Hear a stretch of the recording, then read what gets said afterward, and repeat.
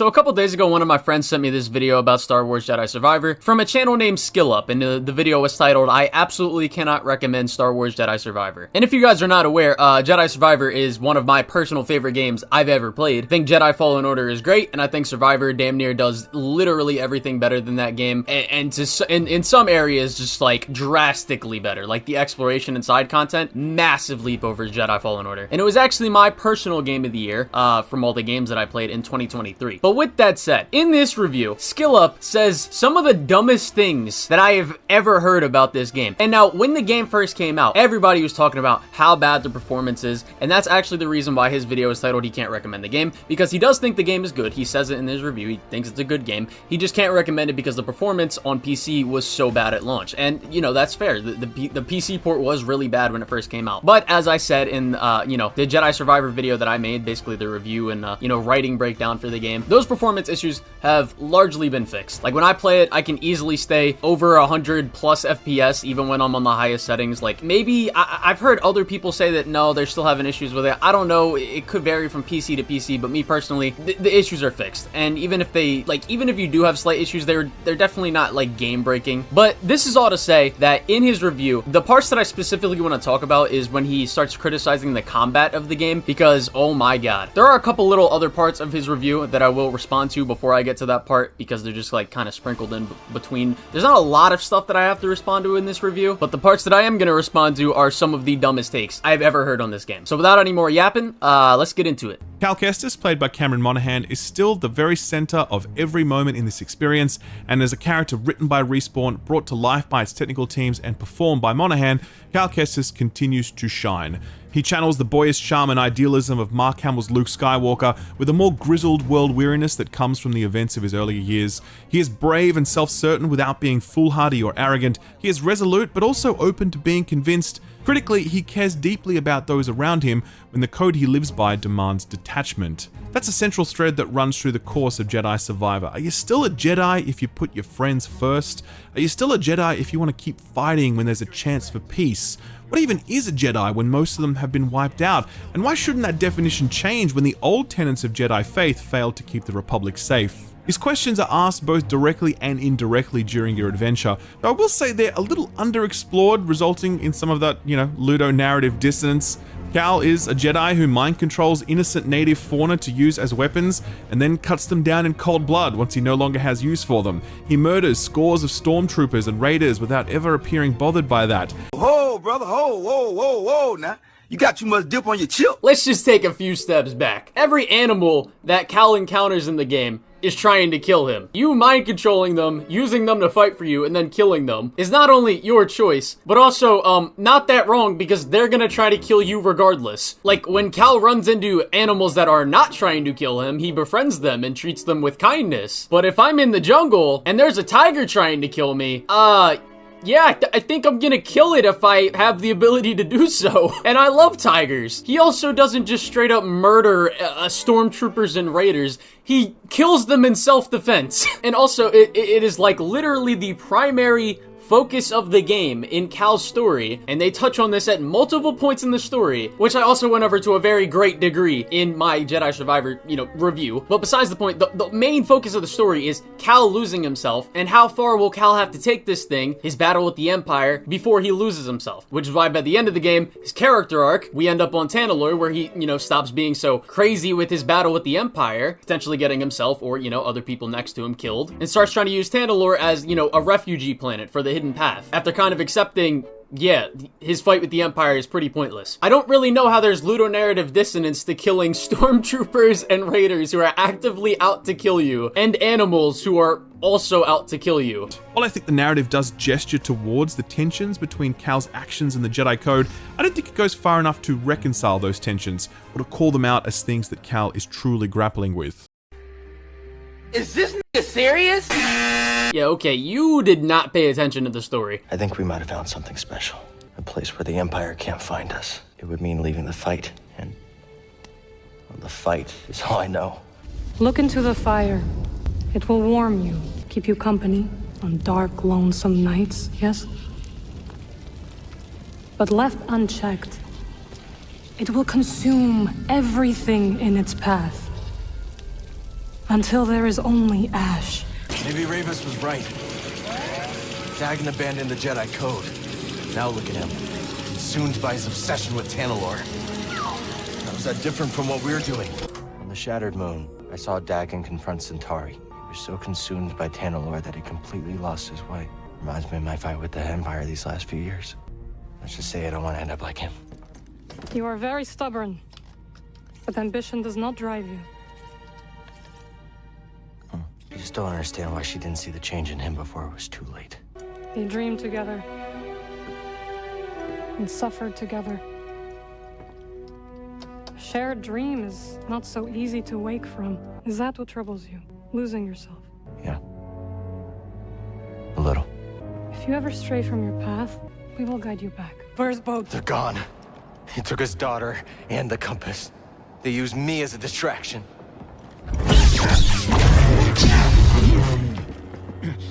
Damn you! Go on, Jedi. Do it! Do it! Rather you than Lord Vader. Who is this? He sent Bode after our team. My crew. Cordova. Fear! They're all dead because of him! Cal! This is what Bode wants. I know you are in pain, but this is not you! The Empire has taken enough from us! I will not lose you too!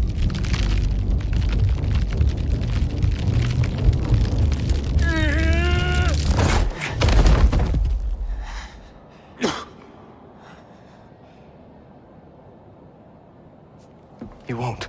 I mean, I don't think Jedi Survivor has a particularly good plot. I think it's a lot of MacGuffin chasing. I think it's full of a lot of very convenient contrivances, but the way the plot is able to spirit you to new locations and the way it sets up these incredible action-packed sequences, it's amazing, frankly. Just as Respawn really understand how to craft Star Wars characters, they really know how to craft an authentic feeling Star Wars adventure.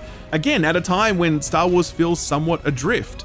I'm pretty down on most of the contemporary Star Wars stuff at the moment, but Jedi Survivor really reminded me, just as Jedi Fallen Order did, why I fell in love with this universe in the first place, and why I'll continue to love it for a long time yet. Like, here's the thing about this review that, like, makes it so weird to me. What about the characters do you like if you didn't even pay attention to, like, Cal's core struggle and character arc? And yes, I would agree that the plot is nothing crazy. It's a pretty basic plot, but plot is not really what makes a story good or not. Don't get me wrong, you can make a really good plot and, you know, have that kind of carry your story, but, like, you think about a game like The Last of Us, which is, you know, the plot for that game is nothing special, but it's a character-driven story, and that's what Jedi Survivor is. What makes the story good is the focus on its characters and the writing for them. And he says that there's a lot of conveniences and contrivances, but what are those exactly? Like, could you tell me? Could you give an example? No? Okay.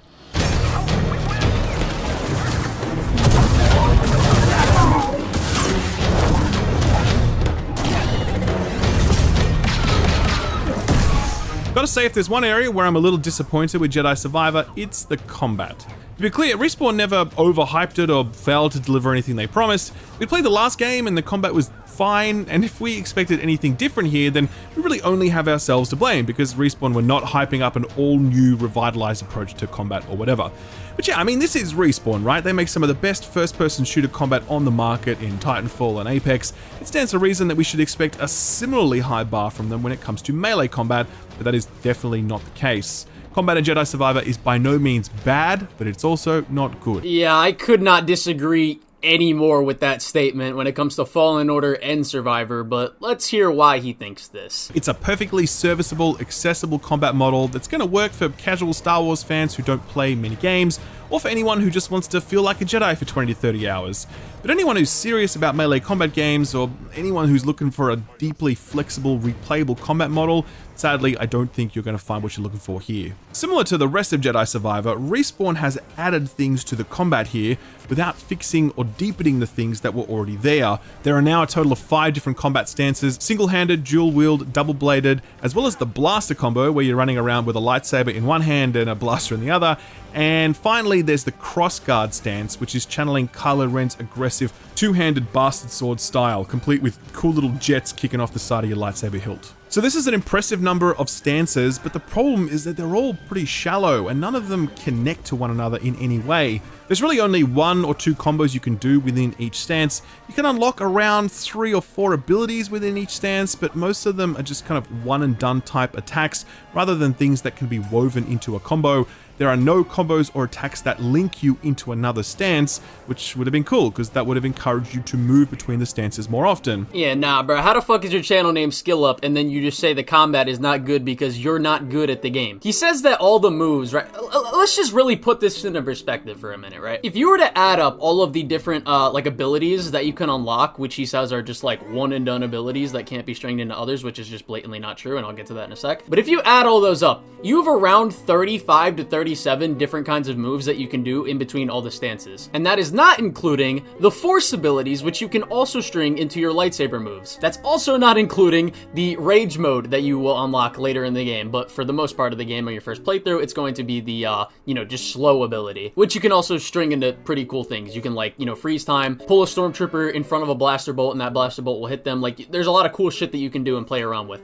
And he is going to bring this up later, and this is one of my slight criticisms with the combat. You do only have 2 stances that you can use at during a period of time. So depending on which stance combination you choose, even then you will still have like around probably over 20 when you include the force abilities, like over 20 different things that you can kind of string and play around with. Saying you can't string stance combos together and all the moves are just like one and done is blatantly untrue. There are multiple force moves and lightsaber moves that you can use and then either switch to a different stance and then use another ability within one of those within that stance and force moves that you can use with any stance and get creative with depending on what stance you have. Another thing he doesn't really take into account in this review is the fact that you can mind control people, you can take people's shields or some weapons out of their hands and throw it back at them, you can take other stormtroopers and make them shoot their friends. Like, there's so much like creativity that you can play around with in the combat system that saying it's just shallow, it's like, what are you talking about? Like, the only way you could possibly believe this is if you just did not experiment with the combat like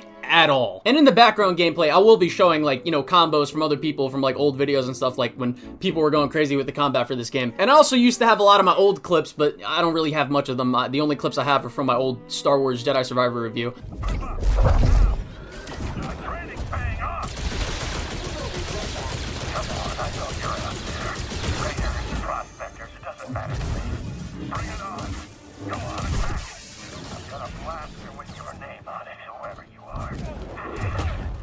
No one's there. Maybe not. Well, go ahead and try me. I'm ready.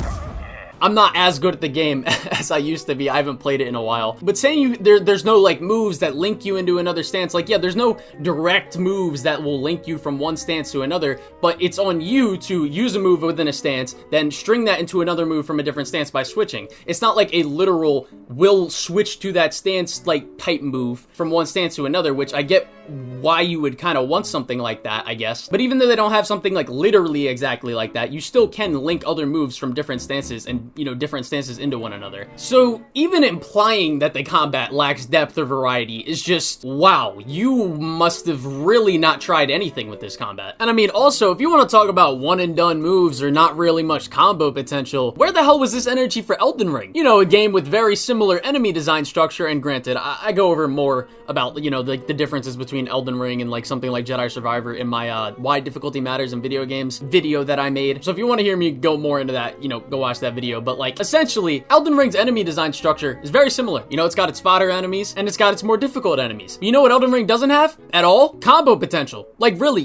it doesn't matter what build you make in Elden Ring, nothing flows together smoothly really at all. You really only have like 6 or 7, no. But you really only have like, I don't know, 6, 7, or 8 like types of moves that you can have on your character on hand at a time. That is nothing compared to Jedi Survivor. So where was this energy for Elden Ring? I gotta know.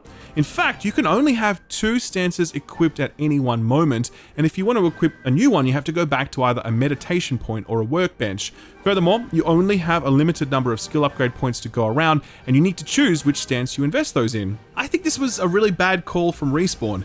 Given how shallow the movesets are for each of these stances, it would have made sense to allow you to move between all of them freely with some kind of radial wheel or something.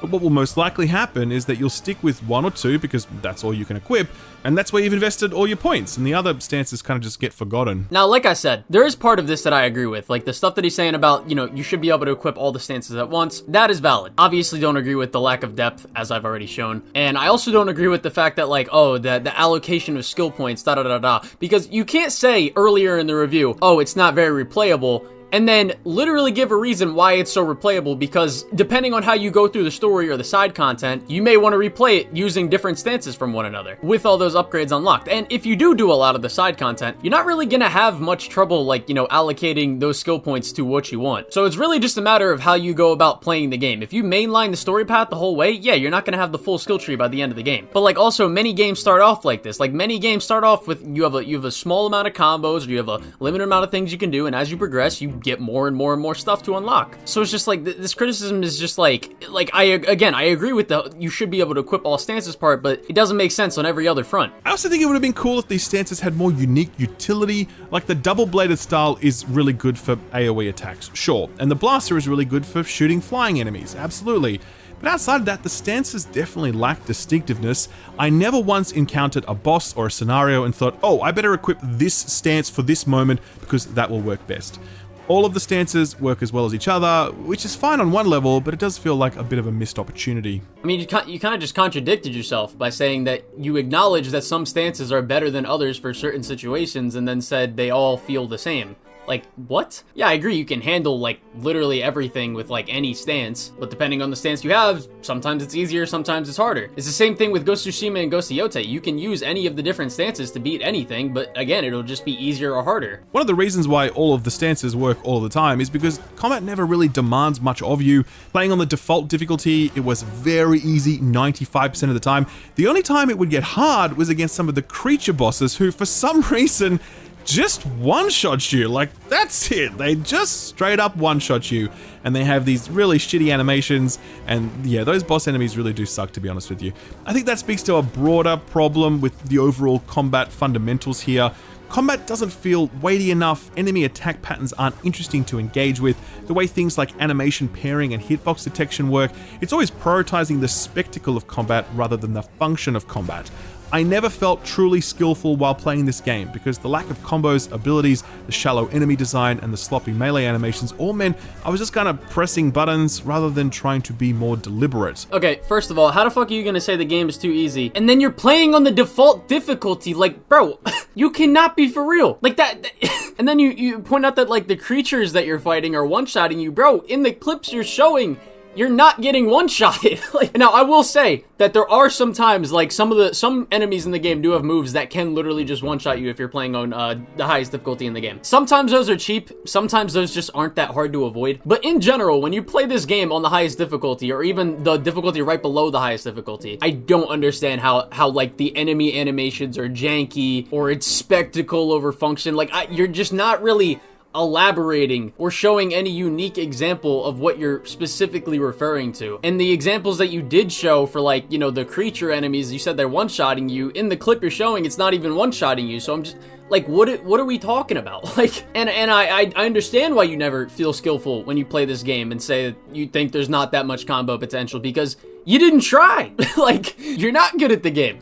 If you compare this to the likes of God of War or character action games like Bayonetta, it is chalk and cheese. But even more arcade-style games like Hi-Fi Rush offer a significantly more interesting and rewarding combat experience than Jedi Survivor manages to here. Now, personally, I haven't played Bayonetta, but Hi-Fi Rush and God of War I have played. Hi-Fi Rush, I 100% agree it has better combat. And even the newer or older God of War games, I'm fine with you saying they have better combat. That, like, by all means, you can go ahead. I kind of prefer Jedi Survivor's combat over God of War 2018 and Ragnarok's combat, and even God of War 1's combat. Besides the point, me liking them better doesn't take away from the fact that Jedi Survivor has a really great combat system. And to be quite honest, I don't understand you. I don't think you can praise a Souls game, like a FromSoft game, whether it's Dark Souls, Bloodborne, Sekiro, especially Sekiro, because that's the most similar, and then sit here and say that Jedi Survivor's combat has no depth, when even though, you know, for the most part, Elden Ring or, you know, any FromSoft type game is usually harder, or even like Lies of P, and again, I went over this in my other video that I referred to earlier, it's like those games aren't too much more difficult than Jedi Survivor when it comes to the combat engagement that you're experiencing for most of the game. Now, boss fights is a little bit of a different story. Depends which boss fight you really talk about. But like, again, in terms of enemy engagement and combat variety